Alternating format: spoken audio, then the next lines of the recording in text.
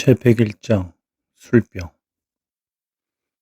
영국 배가 시야에서 사라지기 전에 말해두겠는데 그 배는 런던에서 출항했으며 그 이름은 런던의 상인인 고 세뮤얼 앤더비에서 유래한 것으로, 그는 저 유명한 포경회사인 앤더비 부자 상회를 창립한 사람인데, 진정한 역사적 밑거리라는 관점에서 볼 때 이 포경회사는 일개 하찮은 고래잡이인 내 생각으로는 튜더 왕가와 부르봉 왕가의 연합 왕가에 크게 뒤지지 않는다. 이 중요한 포경회사가 언제 설립되었는지는 내가 갖고 있는 수많은 포경 관계 기록에도 분명치 않다.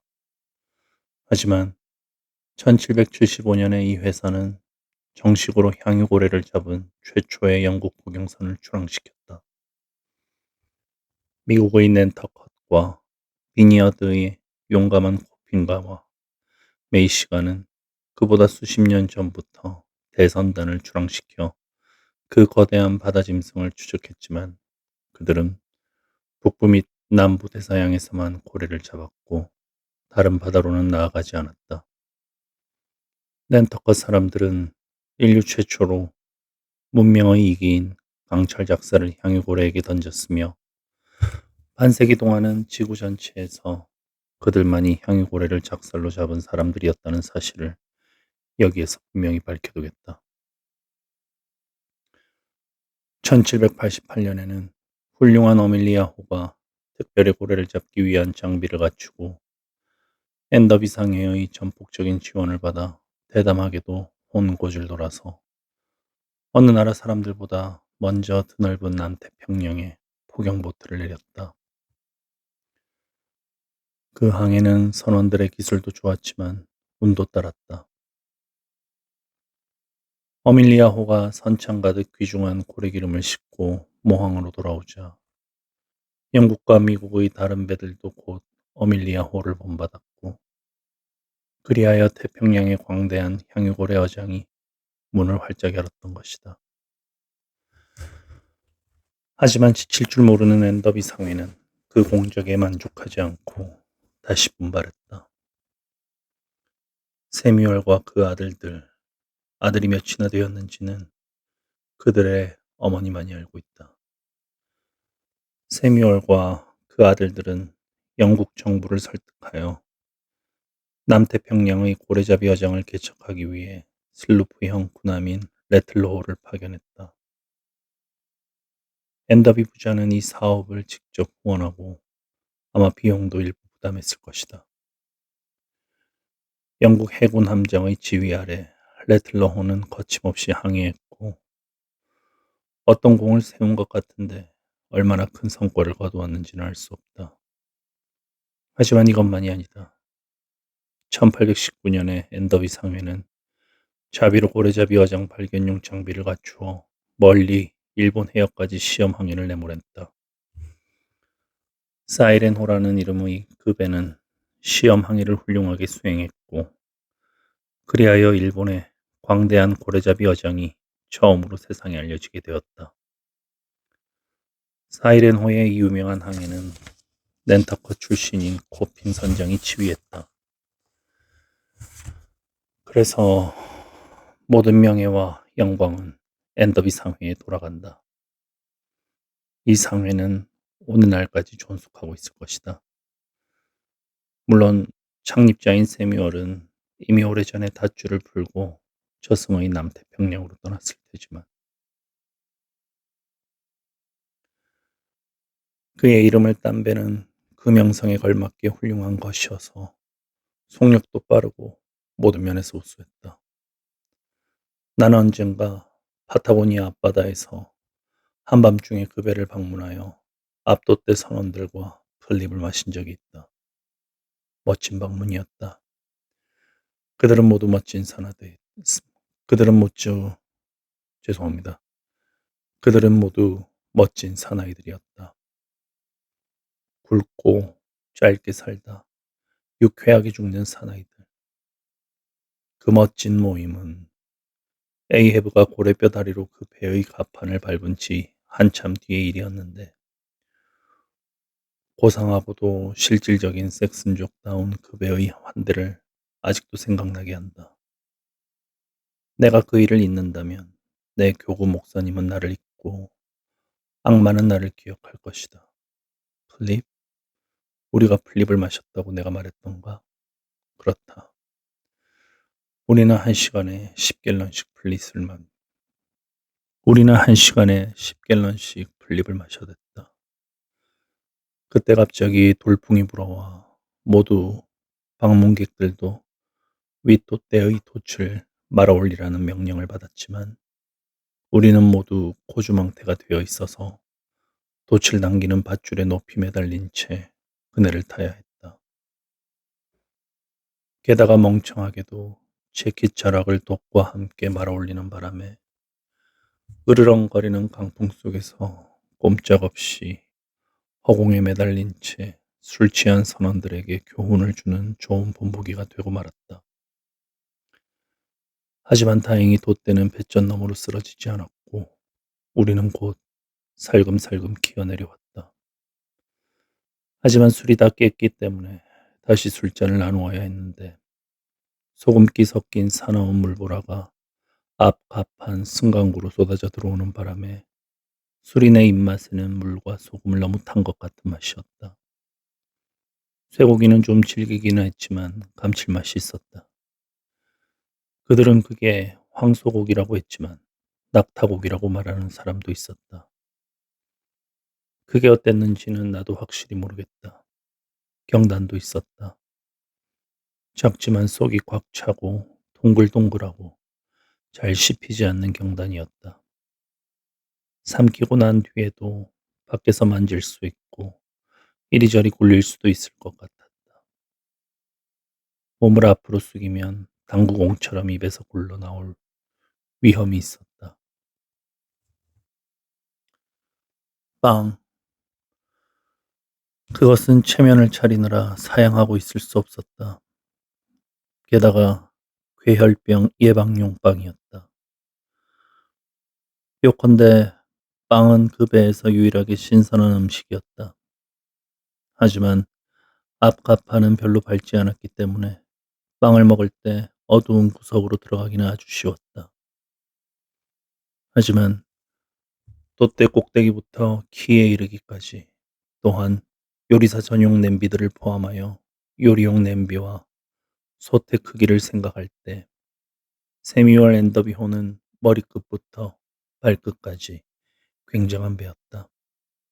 음식은 맛도 있고 푸짐한 데다가 술은 독하고 선원들은 모두 훌륭했고 구두 밑창부터 모자띠까지 다 멋이 있었다. 그런데 이 세뮤얼 앤더비호와 그 밖에 내가 아는 영국 포경선들이 전부 다 그런 것은 아니지만 그렇게 유명하고 손님을 환대하는 이유는 무엇일까? 쇠고기와 빵, 술과 농담을 대접하고 아무리 먹고 마시고 웃어도 쉽게 실증이 나지 않는 것은 무슨 까닭일까? 영국 포경선에 넘쳐 흐르는 활기는 역사적으로 연구해 볼 만한 문제다. 지금까지 나는 필요하다고 여겨지는 경우에는 포경에 대한 역사적 고찰을 결코 게을리하지 않았다. 영국인은 네덜란드 사람과 쉘란 사람과 덴마크 사람보다 나중에 포경을 시작했고 그래서 그들에게서 유래한 포경 용어가 아직도 영어에 많이 남아있다. 영국인은 그들의 포경 용어만이 아니라 많이 먹고 많이 마시는 오랜 관습까지 받아들였다. 일반적으로 영국 상선은 선원들의 식량을 제한하지만 영국 포경선은 그렇지 않다. 따라서 영국인에게 포경선의 이 성찬은 정상적이거나 자연스러운 것이 아니라 예외적이고 특별한 것이다. 그러므로 거기에는 어떤 특별한 원인이 있을 게 분명하다. 나는 여기서 그 원인을 지적하고 더욱 자세히 설명하고자 한다. 나는 고래의 역사를 연구하다가 네덜란드의 고서를 우연히 손에 넣게 되었는데 그것이 캐캐 묵은 고래 냄새를 풍기고 있어서 고래잡이에 관한 책이라는 것을 알았다. 제목은 난 굿맨이었다. 그런데 어느 포경선이든 반드시 통장이 쿠퍼를 태우고 다니니까 이것은 포경선에 탄 암스테르담의 동장이가 쓴 회고록이 분명하다고 나는 결론 지었다. 게다가 책의 저자가 이거 뭐라고 읽는지 모르겠습니다. 피츠 수학 괴모 망치 휘두르는 사람이라는 뜻이랍니다.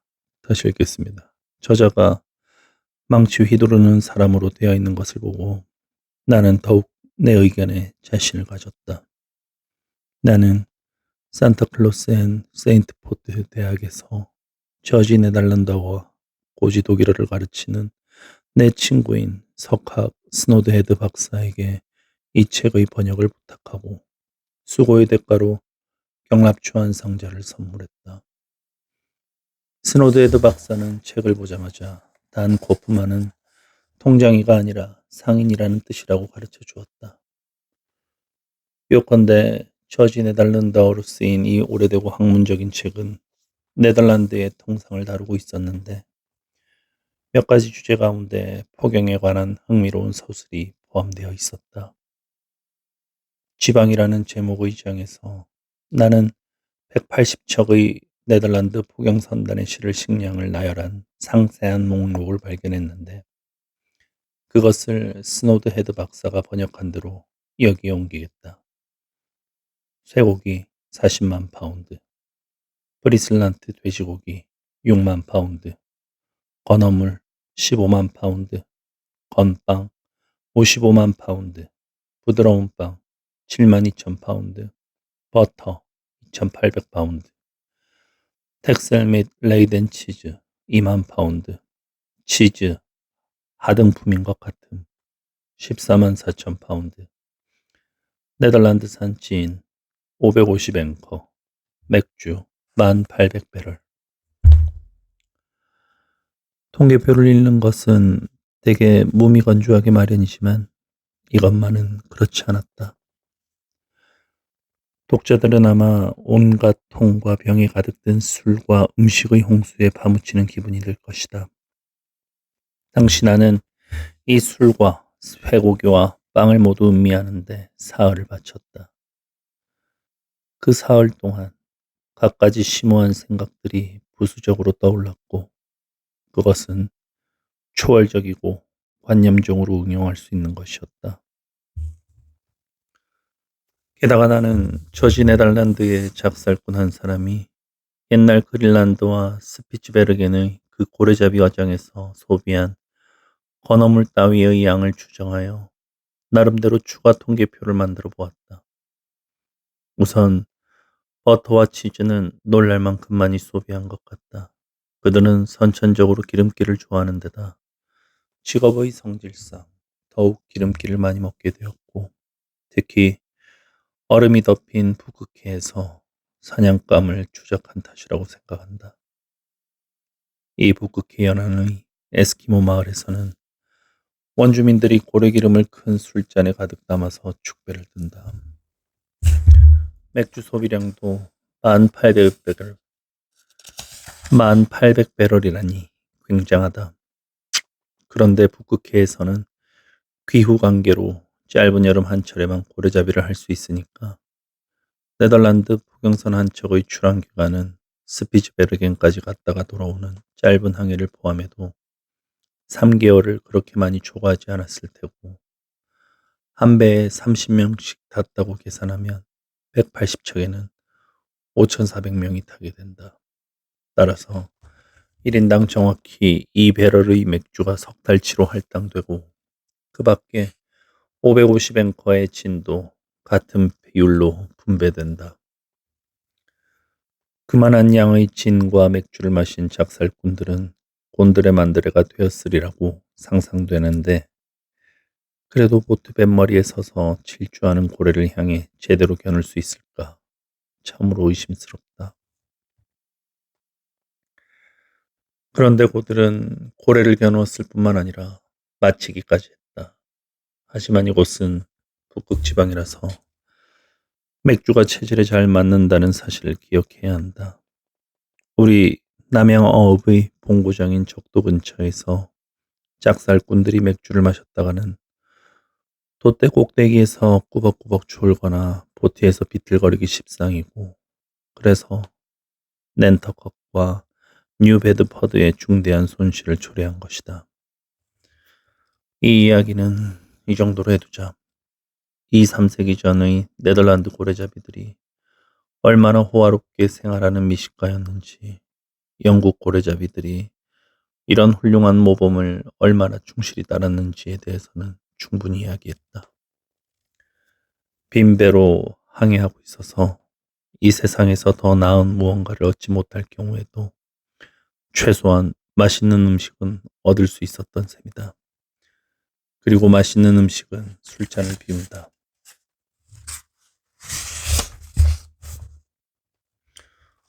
모비딕 오늘 여기까지 읽겠습니다. 고맙습니다.